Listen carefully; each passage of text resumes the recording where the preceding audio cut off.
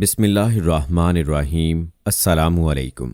इल्म की बात देखने वालों को राव कमर रिजवान नई वीडियो में खुशामदीद कहता है। दोस्तों, आज हम आपको एक गोरकन का वाकया सुनाते हैं जिसे उसकी बेटी ने बयान किया है। आइए उसकी जुबानी सुनते हैं। ये वाकया मेरे सगे भाई का है जिसका हशर मैंने अपनी आंखों से देखा और मेरी रूह तक लरज गई। कब्रिस्तान एक ऐसी जगह है जिसका नाम सुनकर ईमान ताज़ा होने लग जाता है। मौत की याद एक लम्हे को हमें अपने शिकंजे में ले लेती है। अपने सामने बेशुमार कब्रें देखकर हमें झुरझुरी सी आने लगती है। अपने कुछ गुनाह भी याद आने लगते हैं और उन पर पशेमानी भी होने लगती है। दिल दहल जाता है जब ये ख्याल जहन से गुजरता है कि कब्र के अंदर मुर्दे के साथ इस वक्त क्या मामला हो रहा होगा। मैंने अक्सर लोगों को कब्रिस्तान के पास गुजरने से भी डरते हुए देखा है। इसका खौफ ही कुछ ऐसा है। रात के वक्त गुजरते हुए लोग फासला रख कर चलते हैं, लेकिन मैंने जब आंख खोली थी तो मुझे कब्रिस्तान से कभी खौफ महसूस नहीं हुआ था। वजह यह थी कि मेरे वालिद एक गोरकन थे। पिछले कई सालों से मेरे वालिद का यही काम था। हमारा घर उसी कब्रिस्तान के पीछे बना हुआ था। अक्सर औरतों की तदफीन का काम लोग रात को ही करवाते थे। मुझसे बड़ा मेरा एक भाई था जो मुझसे 5 साल बड़ा था। चंद माह पहले जो कुछ हमारे साथ हुआ वो एक नाकाबिले फरामोश वाकया है। मैं आज भी जब सोचती हूँ तो मेरे जिस्म पर लर्जा तारी होने लगता है। दिल की धड़कन बंद सी होने लगती है। आज भी जब वो सब याद आता है तो मेरी आंखों से आंसू बहने लगते हैं। हमारे घर की पिछली तरफ कब्रिस्तान था जहाँ के गोरकन मेरे वालिद थे। कुछ माह पहले की बात है जब उस कब्रिस्तान में अजीबो गरीब वाकयात रूनुमा होने लगे थे। जब भी वहां किसी जवान लड़की को कब्र में दफनाया जाता, अगले रोज वो मैयत गायब हो जाती थी। हमारे इलाके के पुलिस वाले अभी तक इस चोर की खोज नहीं लगा सके थे। रात भर अपनी ड्यूटी देने के बावजूद भी वो मैयत चोर को ढूंढ नहीं सकते थे। पुलिस वाले आए दिन अब्बा को स्टेशन ले जाकर तफ्तीश करने लगते।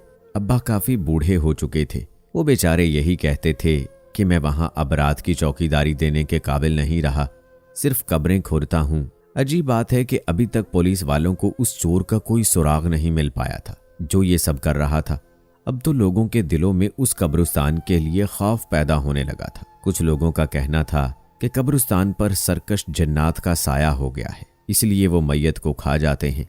लोग उस कब्रिस्तान से खौफ खाने लगे थे, लेकिन फिर भी कोई ना कोई मैयत आ ही जाती थी और अगर औरत की होती तो गायब जरूर होती थी। मुझे ये खबर सुनकर बहुत अफसोस होने लगा था कि हमारा मुआशरा जहालत की गहराइयों में डूब चुका है और औरत मरने के बाद भी कब्र में भी महफूज नहीं है। ये वाकयात आम हो रहे थे। उन्हीं दिनों मेरे भाई अकबर की हरकतें कुछ मशकूक सी होने लगी थी। मेरी गलती ये थी कि मैंने एक ऐसी बात छुपाई सबसे जिसकी वजह से हमारा घराना सबके लिए एक इबरत का निशान बन गया।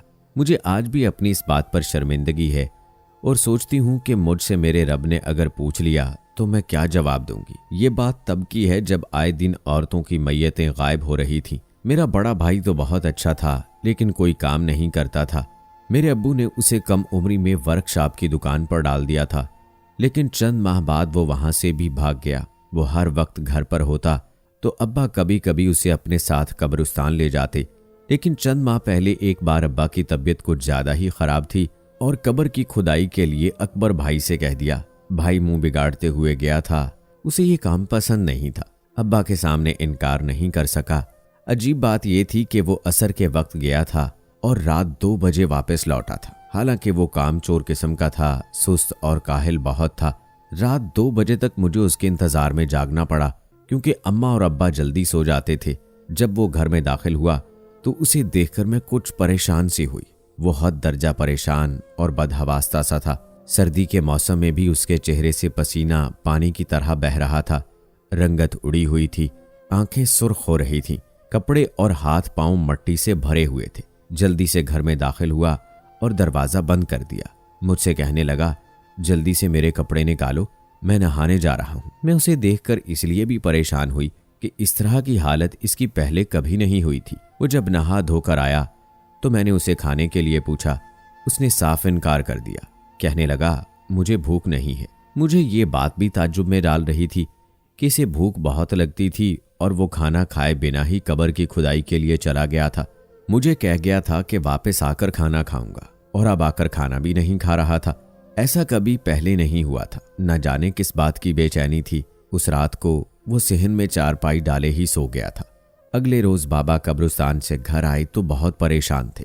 अम्मा से कहने लगे कि जिस लड़की की कब्र अकबर खोदने गया था उस कब्र से उस लड़की की मैयत गायब है। यह सुनकर अकबर भाई के हाथ से पानी का गिलास छूटकर गिर गया और वो उस वक्त खाना खा रहा था। अब्बा की बात सुनकर उसकी हालत अजीब सी होने लगी थी। अब्बा ने अकबर भाई को गौर से देखा तो उसकी रंगत उड़ने लगी। अब्बा ने कहा, तुझे क्या हुआ है? अब्बा के पूछने पर वो बौखलाहट का शिकार हो गया। उसकी आवाज में हिचकिचाहट सी आने लगी। कहने लगा कि कुछ नहीं, कुछ भी नहीं हुआ। मैंने खुद कब्र ठीक से खोदी थी, मुझे नहीं पता।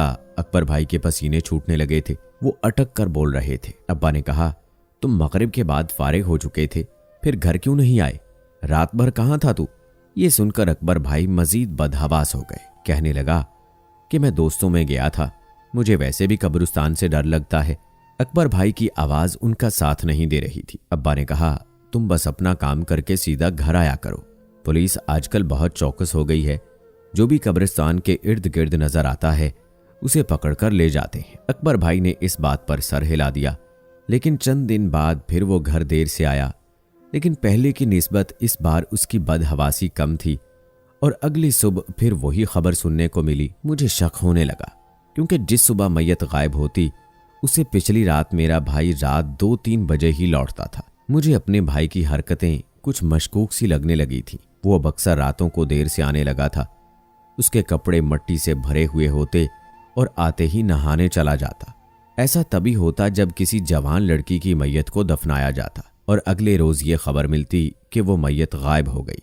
एक बार मैं भाई की अलमारी साफ कर रही थी, तब मुझे वहां एक ऐसी चीज नजर आई जिसने मेरे होश उड़ा दिए। वहां बहुत सारे पैसे थे। हालांकि भाई कोई काम नहीं करता था और मेरे वालिद को कब्र खोदने के इतने ही पैसे मिलते थे कि बहुत मुश्किल जिंदगी बसर होती थी। फिर भाई के पास इतने पैसे कहां से आए? मेरा भाई जब भी देर से लौटता कुछ थका सा लगने लगता था। मुझे अपने भाई पर शक होने लगा था। एक बार शाम के वक्त हमारे मोहल्ले की एक औरत का इंतकाल हो गया। उसकी कब्र की खुदाई मेरे अब्बा ने की थी, लेकिन भाई रात को 12 बजे चुपके से घर से निकल गया। मुझे न जाने यकीन था कि वो आज जरूर कब्रिस्तान जाएगा, इसलिए अम्मा की बड़ी सी चादर खुद लपेटकर मैं अपने भाई के पीछे निकल गई। जैसे जैसे मेरे भाई के कदम कब्रिस्तान की तरफ बढ़ रहे थे वैसे वैसे मेरा दिल बेचैन हो रहा था। न जाने क्यों मैं नहीं चाहती थी कि मैयत के गायब होने के पीछे मेरे भाई का हाथ हो, क्योंकि ये एक बहुत बड़ा गुनाह था। मेरा भाई जब कब्रिस्तान में दाखिल हुआ वहां पहले से ही 4 लड़के और मौजूद थे। मैं एक दरख्त की आड़ के पीछे छुप गई थी। वो लोग एक कोने की तरफ बढ़ गए और एक गड्ढा खोदने लगे। मुझे हैरत उस वक्त हुई जब भाई और 2-4 लड़के किसी गड्ढे में जा चुके थे। वो देखकर मेरी आंखें फटी की फटी रह गई। उन्होंने शायद उसमें कोई सुरंग बना रखी थी। काफी देर बाद जब वो लोग यहां से बाहर निकले तो एक सफेद कफन में लिपटी लाश को अंदर से निकाल रहे थे कि मेरा दिल ये देखकर धड़कना भूल गया था। इसके बाद वो उस मैयत को एक दरख्त के पीछे ले गए। मैं शर्म से पानी पानी हो गई थी। मैं वहां से वापस घर लौट आई, लेकिन मुझे अपने भाई से घुटन सी महसूस हो रही थी कि किस कदर बड़ा गुनाह था जो वो कर रहा था। मेरी आंखों से आंसू बहने लगे। रात को जब भाई वापस आए तो उसे देखकर मुझे उससे नफरत सी महसूस होने लगी। मुझे ये सोचकर भी खौफ आने लगा था कि कैसे कोई मुर्दा वजूद के साथ अपनी हवस पूरी कर सकता है।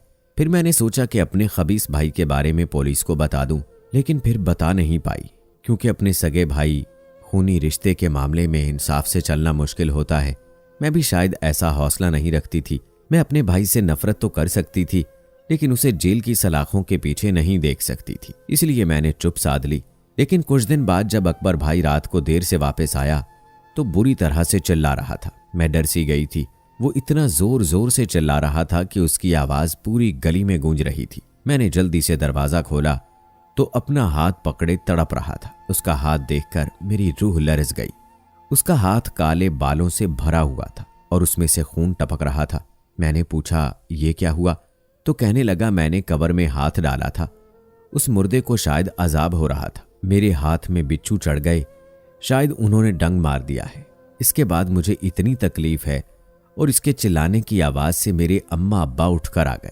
भाई ने उनसे झूठ बोल दिया कि कब्र खोदते वक्त उसका बटवा कब्र में गिर गया था, इसलिए उसे निकालने के लिए उसने अपना हाथ कब्र में डाला। लेकिन मैं तो जानती थी कि असल माजरा क्या था। मेरे वालिद ने बहुत सारे डॉक्टर्स को भाई का हाथ दिखाया, पर उस पर हर दवा बेअसर थी। 4 दिन बाद उसी अजियत में मर गया। हम पर तो गोया कयामत टूट पड़ी थी। अम्मा तो बिल्कुल गुमसुम हो गई थी, अब्बा भी बेजान से हो गए थे। हम पर बहुत बड़ा सानेहा गुजरा था। लेकिन जिस बात ने हमें हैरान किया वो ये थी कि भाई का पूरा जिस्म काले स्याह बालों से भरने लगा था। उसके चेहरे पर भी स्याह बाल उगने लग गए थे। इससे पहले कि लोग हमसे उसके अमल के बारे में पूछते, अब्बा ने जल्दी से गुस्ल देकर दफना दिया। लेकिन रात को कब्रिस्तान से किसी के चिल्लाने की आवाज आ रही थी। जो आवाज हमारे सारे मोहल्ले ने सुनी थी वो आवाज मेरे भाई की थी। वो कह रहा था, मुझे यहां से बाहर निकालो, मैं बहुत अजियत में हूं, मुझे बहुत तकलीफ हो रही है। ये सब सुनकर हमारा सारा मोहल्ला खौफजदा हो गया था। दिन रात अकबर भाई की कब्र से आवाजें आती रहती। लोग अपने कानों को हाथ लगाते रहते। न जाने कौन सा ऐसा गुनाह किया उसने जो उसकी सजा यूं मिल रही है। औरतें अम्मा से बार बार पूछती कि अकबर ने कौन सा ऐसा गुनाह किया था जो अल्लाह ने उसे इबरत का निशान बना दिया। अम्मा तो रोने लगती, कहने लगती, मेरा बेटा तो बहुत भोला था, उसने तो ऐसा कुछ नहीं किया। लेकिन मैं जानती थी कि मेरे भाई ने कौन सा गुनाह किया था। आखिर में अल्लाह रब्बुल इज़्ज़त से दुआ है कि अल्लाह ताला हमें नेक अमल करने और बुराई से बचने की तौफीक अता फरमाए। आमीन या रब्बुल आलमीन। आज की वीडियो में बस इतना ही। मज़ीद ऐसी वीडियोस देखने के लिए हमारे चैनल को सब्सक्राइब कर लें। मिलते हैं अगली वीडियो में, तब तक के लिए अल्लाह हाफिज़।